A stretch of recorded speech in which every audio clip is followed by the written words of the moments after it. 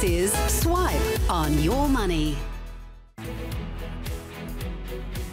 Hello, I'm James Daggar-Nickson and welcome to Swipe, the show designed to keep you up to date with all the latest and greatest trends and products in tech. Coming up, we talk to the Australian Esports Association about the booming video game industry in Australia and abroad, plus an interview with a Broken Hill girl turned international streaming star.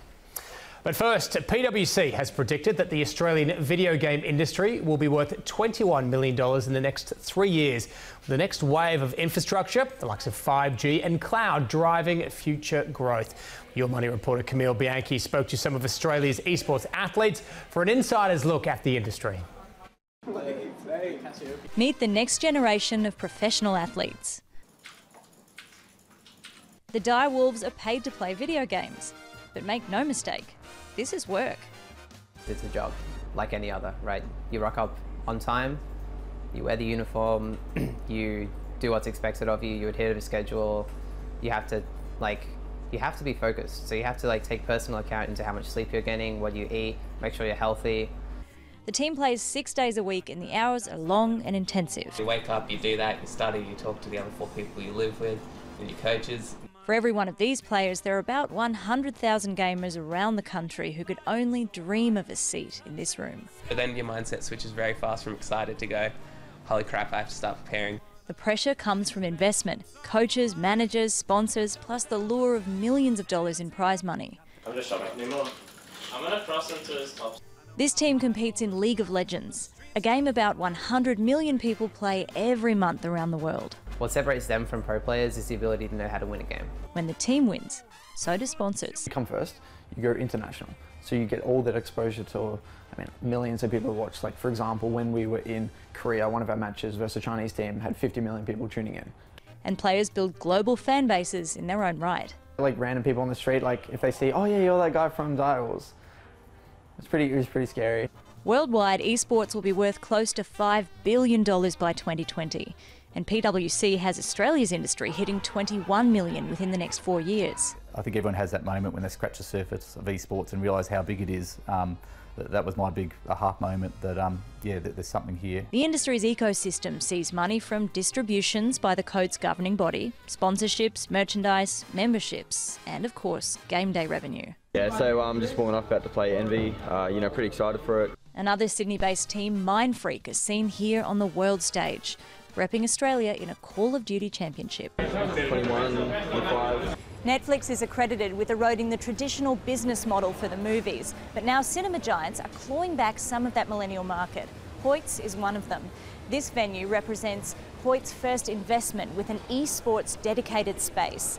It's ironically part of a market that's eroding the value of Netflix. The big opportunity at the moment is the non-endemic sponsors, the Hungry Jack's, McDonald's, St George Bank. These are the sponsors that are starting to come in and support esports just to engage with millennials, which is a very hard market for them to reach through other channels. 2016, former NRL General Manager Dave Harris was among the first wave of local investors. Looking just purely at the numbers, the audience, the reach, I felt it was going to eclipse traditional sports, and back then talking about that you were seen as a crazy person. A lot can happen in 2 years.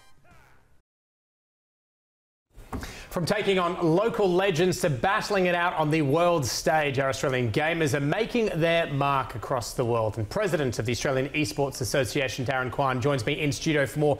Darren, appreciate your time. Lots and lots to talk about, but just to begin with, how much growth have we seen in Australia over the last few years in terms of the adoption and the take-up of esports, would you say? It's been phenomenal. We've gone from essentially grassroots community-led events in community halls, in RSLs, high schools and university halls, to now we're at Margaret Court with the Australian Open, where Fortnite was.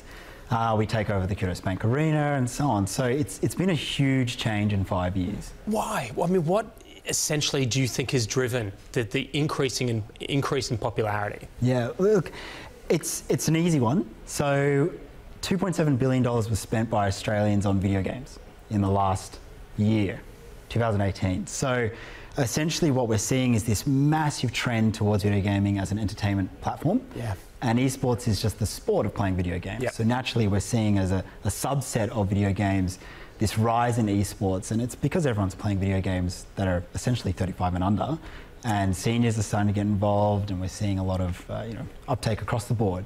So that's really the big driving reason to why it's just boomed. Do you think there is an underappreciation of the growth and the potential size of the market from the more established parts, if you like, of sports more broadly here in Australia? Look, I think a lot of sports are challenged with a lot of different things, and so with esports, we've been challenged with mainstream adoption. It's breaking stereotypes, accepting it as an actual sport as well. It's very close to motorsports, so you've got the player, machine, and the field of play. So that's starting to come through. There's been an acceptance from parents right through to many fans and corporations and so on that these players are the real deal. And so we're seeing that as that shifting, I guess, attitude comes through, people are starting to accept esports, and that's leading to that uptake that's something that other sports might not yet recognise or accept, but it is becoming mainstream essentially. It seems often, when you look at sports and their rise to mainstream popularity, you generally need some stars to help it. People to sort of look up to and gravitate towards. Are we starting to see that within esports, or is it about the games, or are we starting to see a little bit more interest in the actual gamers themselves? Actually, it's both. So the games are booming, as we mentioned already. Yep. We had League of Legends, 100 million average monthly players, Fortnite, similar numbers, and then you think, well, if there's people playing League of Legends with their time, and then there's more people playing Fortnite with their time, so that's 200 million gamers per month. Essentially, that's a helping factor. Yeah. But the rise of individual characters as well. So we've got YouTube stars. There's some Australians with 5 million plus followers, and they're playing video games, putting it on YouTube, massive influential audience. So the individual is growing, and then we've got talented players. So last year there was an Australian by the alias Anna who won, I think, 5 million US at a world tournament with a game called Dota 2. So it's those top tier talent as role models coming through, and they're drawing in fans. They're sort of leading the way for Australians to say, yeah, I'm following this person. They've got an interesting story. They've got great skills I can recognise, or they're a funny entertainer and so on. So that's all helping. So, I mean, you made mention of the player by the name of Anna making 5 million in a year. Are we starting to see the idea of being a professional gamer as being a career? I mean, are we at that point? And how do you become? How does someone who perhaps is at home, they're pretty good, they enjoy doing it, get to that stage? There's a lot of different paths. So YouTube, as we mentioned, is a great path. So being a content creator, essentially, getting out there and filming yourself playing these games. And then, putting it online with some commentary or some kind of jokes or character that you've built around it. So some personality in there as well. Yeah. That's interesting. There's the industry, so working behind the camera essentially. So there's production, live events, all that kind of stuff around it. There's social media marketing.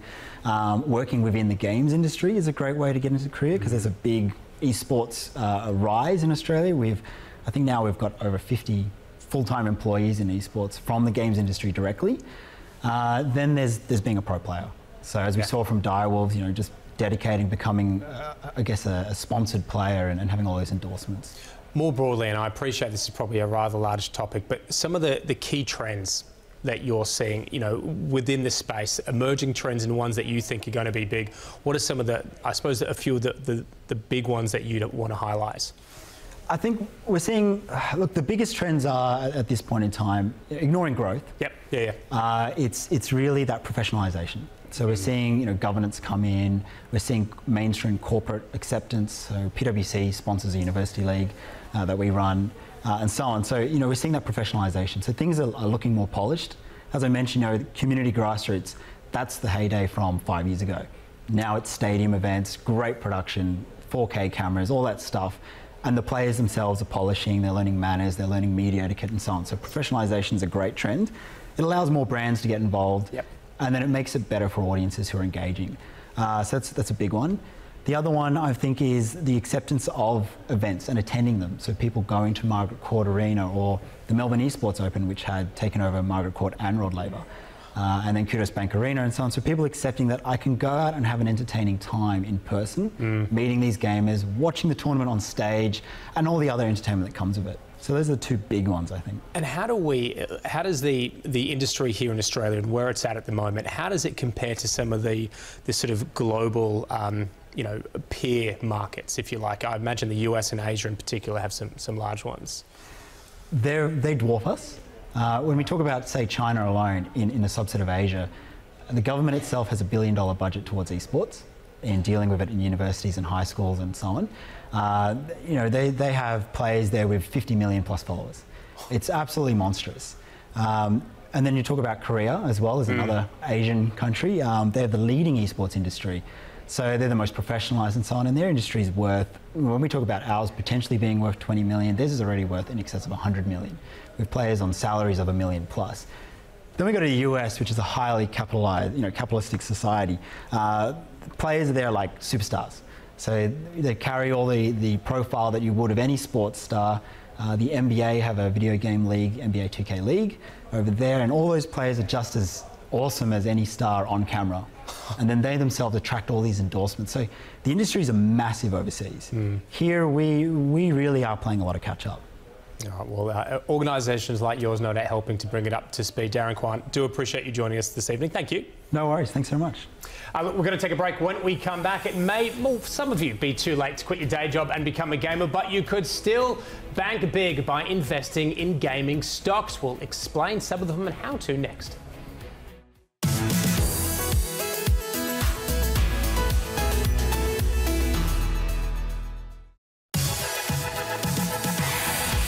Now, more Swipe on Your Money. Welcome back. Video games are stepping out of teenagers' dark rooms and into the spotlight, becoming a significant player in the entertainment industry worldwide, as we were just hearing from Darren. Well, don't believe us? Well, the creator of Fortnite made nearly, wait for it, $10 billion last year. And games market analyst Newzoo predicts that the global games markets grow from over $192 billion in 2018 to $250 billion by 2021. That's some big bickies. Well, for more on how you can cash in on this booming space, we're joined by the Motley Fool's Chief Investment Officer, Scott Phillips. Scott, do appreciate your time today. The numbers just blow your mind, don't they? And it's funny, we've changed from people used to create movies originally for their own purposes, then it was creating the movie for the merchandise. Now it's basically creating a lot of these movies for the game spin-off. If you think about, the kind of the Tomb Raider style thing, that was kind of the first one that kind of morphed into something more. Now this is very much the story. If you can create a great action movie that has a game spin-off, there'll likely be more money made from video games than from the entire movie industry in the coming years. That's how big this is getting. It makes me just you saying that, makes me think of a story I heard that George Lucas, when he made Star Wars, happy to take next to no money, but he got early on in the contract that he would, and this is before they did merchandising back then in the 70s, that he would have all the rights to the merchandising. I mean, it equates with what we're seeing at the moment. It's phenomenal, and because that was the first move. So Lucas was exactly the pioneer of that. It was just the movies once upon a time, then it was merchandise, then it's video games. This is becoming a big industry, particularly now we're moving from purchase of games to game subscriptions. The whole world is moving online. Games as a service, effectively, if you want to give it one of those cool acronyms. That's very much the story of gaming in the future. You turn instead of an $80 purchase into a $10, $20 a month, a couple $100 a year. That scales very, very quickly compared to a $15 movie ticket that the studio gets $5 from. Is it becoming a potentially viable investment option then? I mean, we hear about some of these numbers, $250 billion market by 2021, talking about the growth in Asia that we're seeing in the US, Australia to a lesser extent. Are there investment opportunities to be made here, do you think? Yeah, there really are. And I think this is it kind of parallels the Netflix growth. What has made all of the difference is this streaming thing. Now, there's always been the online World of Warcraft type games, as some of your viewers will know, which was built as an online game. That's kind of where it's always lived. For the rest, think about, say, again, people have heard of, say, Call of Duty, for example. Again, started as a console game. Now you can jump online and play with 20 people from around the world in teams of 10, shoot 'em up type stuff. The availability of streaming has made this thing a much more robust, and again, this is what turns into a service rather than a purchase, is you can start to play them online. So they've turned the games into a subscription, and doing that's what's really unlocked the growth of these sorts of businesses. It very much is now competing with the Netflixes, with everything else, TV, YouTube. Gaming is a really, really big part and getting bigger. Generally, Australian investors predominantly have the vast majority of their portfolios in Australian shares for various reasons. Yep. Are there opportunities in the locally listed market? I can't imagine there are many. There's HT&E here, there, and everywhere, as it's likes to be called. It's still one of the worst names in the ASX. I know, it's terrible, isn't it? Has a very small video game business. There's probably another half a dozen wannabe hopefuls, but the problem is right now they're kind of in the realm of the speculative miners or the biotech hopefuls. One maybe might make it through. It'd almost be doing your viewers an injustice to start naming names, because these are really, really speculative ideas. Smart people with good ideas, but we know from history that those sort of businesses go out of business far, far quicker than most. Maybe one becomes the one that breaks the mould, but in Australia, not a lot yet to invest in overseas is the story. Let's go bigger markets then, in particular US and Asia. If you're looking across some of these big markets, what are some of the names that people might want to be looking at? Yeah, a couple of names people will have heard of if they're into the gaming centre, even just across, occasionally walking past the Games Rack, Kmart or Target. So EA, Electronic Arts, the maker of EA Games, EA Sports, plenty of those things. Activision Blizzard. People of a certain age remember the Activision cartridges for the Atari, same company. Merged with Blizzard, which was behind the World of Warcraft business, to really make a combined business that really is taking this online gaming to a new level. These are probably the leading player in this space. So Activision Blizzard is another.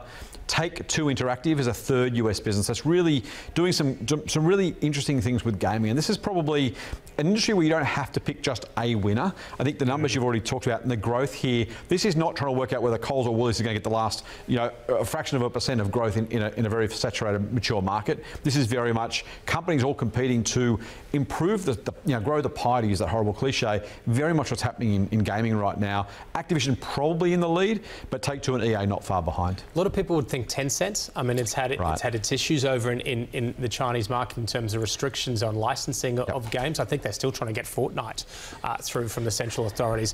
Where does that sort of a name and those sorts of companies fit in? Tencent is huge, and I think this becomes international so quickly. So League of Legends, again, for your game-playing viewers or people who know people who play games or seen it across, that's their big game. And again, these are the online behemoths that are growing considerably. Tencent's great advantage is they've developed a really strong ecosystem, and so game within an ecosystem. Imagine in a Western world, Facebook having a games section, for example. It was actually big. Now, there was the old Farmville, if you might remember, a few years ago. Facebook's tried, but this is genuine games inside that ecosystem within the Tencent business.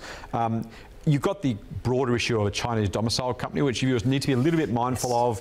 You kind of got to bet they'll believe that the Chinese government will realise they can't stand in the way here. But again, you don't own Tencent shares. You own shares in a company listed outside China that hopefully the distributions get paid to at some point, maybe in the future. So you're kind of taking the sovereign risk, the jurisdictional bet, but really big and growing, and it will be one of the big dominant players in the game space over the next 10 to 15 years. That's Scott Phillips. We've got to leave it there. Great as always to get you on. Finally getting you on Swipe. Thank you very much. Thanks, James. Scott Phillips there from the Motley Fool. We've got to take a break. When we come back, we're going to be speaking to a gamer who's gone from the Aussie outback to streaming stardom in the US. That's next.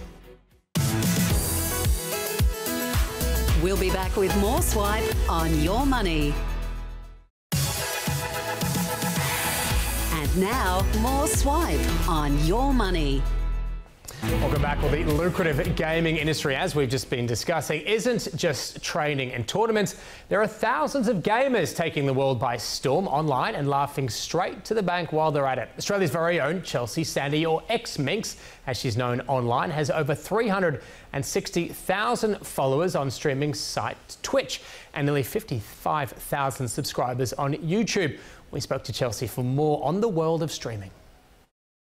Chelsea Sandy, really appreciate you joining us today. Thanks so much for your time. Lots to talk about, lots and lots to talk about. Just to start with, how did you get into gaming? So I started off playing a game called Call of Duty. I was a huge fan of that. And I played so much, and I just had this big dream of making a montage, which is basically a series of clips that you put together, make it look really cool. So I had this dream of making one with my Call of Duty clips, and so I had to put it on YouTube, and then once I put it on YouTube, I just loved the response that I got from it, and it kind of all went from there. What was it about Call of Duty, just games in general, that got you hooked? It's just like kind of that fun feeling of knowing that you've kind of done something really well, or one's like ways you can improve, and it's just just kind of a thrill, really, to me anyway.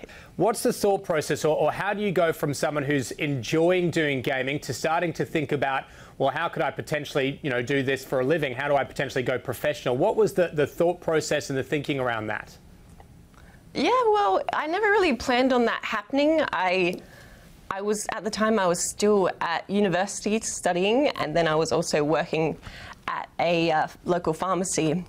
And so I was doing it both at the same time. I was doing streaming on a platform called Twitch, which is like a live streaming thing, which I would do once I got home from work each night. And I didn't do it for money, obviously, because it was just so fun to kind of interact with people every night.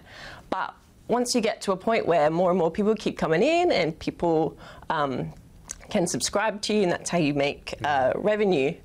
And once you get to a point where that's enough, and that's when you can do it kind of full time, and that's obviously different for everyone. But yeah, it's just kind of perseverance and just keeping at it, really. And are there pathways now? Has the industry, the profession progressed where there are clear pathways for people to go from this is a hobby to something perhaps more serious? No, everyone kind of has their own journey and what works for them. So there's no real clear pathway that people can take to say, hey, if you do this, you're going to make money. It's like, it's really finding out what works for you and what people will enjoy from you, because yeah, everyone's really different and people like watching different things and people like different personalities. So but yeah, streaming and like YouTube, just perseverance with that is really the key. So what's it like? What is life like as a professional gamer? Well, it's great because I can set my own hours. I can say, hey, I'll be live from this time to this time, and I can just change that each day to suit my my plans or whatever. So it's obviously nice having the flexibility, and then having to have such a fun job every day just makes it even more amazing. Are we talking a few people? Are we talking a couple of hundred people? I mean, what sort of an audience is there generally?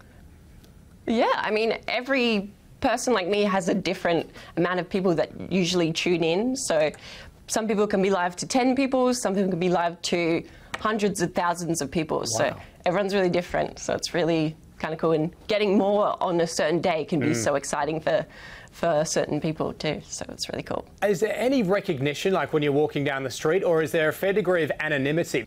I mean, I've been recognized a couple of times, but it's a very niche kind of market. So not everyone kind of knows who we are or anything. But there would be some streamers that people would go out and they'd recognize them instantly. Wow. So can we talk about the industry in particular, from when you got into it to now, and where it's heading? I mean, has there been much change? Has there? I mean, a lot of people talking about it now, that just the growth in numbers across the world and interest in gaming. Have you noticed that from your viewpoint? Oh, absolutely. From when I first started, there wasn't many people like me doing streaming and all of that. And so that's obviously grown. And then people playing games has increased. People going to conventions has increased. And yeah, people making games has increased. It's all just happening. What about, you sort of raised it before, the idea that when you started, there wasn't a lot of other girls, a lot of other women doing that. Has that changed? Yes. What has the experience been like from your perspective as a woman? And what, I suppose, in the past has been considered a bit of a boys' thing to do? Yeah. Traditionally, obviously when I was growing up, my brother was the one who got me into games, because my parents would buy him games and do all that, and obviously didn't think that I would be into it. So I grew up not really, they bought me the games, but I don't know, they kind of more focused on my brother, thinking that he would like them more. But obviously when I first started, I didn't know many females that were doing what I was doing. But now there's so many girls worldwide and so many girls in Australia that do what I do for a full-time job. And yeah, it's amazing to have everyone in on it. So it's great. Is there a sense of community at all, not just amongst the women, but I mean the guys as well, in terms of the professional gamers? Or are you all kind of, I mean, do you see each other as competition, or do you see each other as enjoying this kind of mutual, exciting life? Oh no, it's all very friendly. Everyone's really great here in Australia and worldwide. It's all very friendly. No one's really too in competition, but everyone can see that everyone's just having fun, and yeah, it's just all a good time, really. Now, Chelsea, correct me if I'm wrong, but you sort of straddle the Australia and the US. Yes. Are there differences? I assume the market in the US is bigger. I mean, how does Australia compare? What's it like over in the US? Well, obviously the US has a lot more population and a lot more people playing games, but Australia, with our population, we really are on par with the amount of people playing games and obviously the level of competition as well. Is it still Call of Duty? What do you play these days? What's your favourite game? I play a lot of Overwatch now, and I play a bit of Fortnite, and they have Call of Duty Blackout now, which is like a battle royale, which I'm really enjoying too. And look, Chelsea, just finally, any advice to any kids, be they girls or boys, who are really interested in gaming and interested in, I suppose, what life might be like to be a professional gamer? Well, it would be just to be yourself and don't try and be somebody you're not. Just think that because someone else is doing well, doing what they're doing, that you have to do the exact same thing. Just be yourself and people will love whatever you've done. So just be confident. Fantastic. Chelsea, Sandy, have to leave it there, but just wonderful to have you on board tonight. Thank you. Absolutely. Thanks for having me. And that is it for Swipe for this week. Don't forget, you can catch up on the show anytime online. We also have a podcast. I'm James Daggar-Nickson. Have a great night.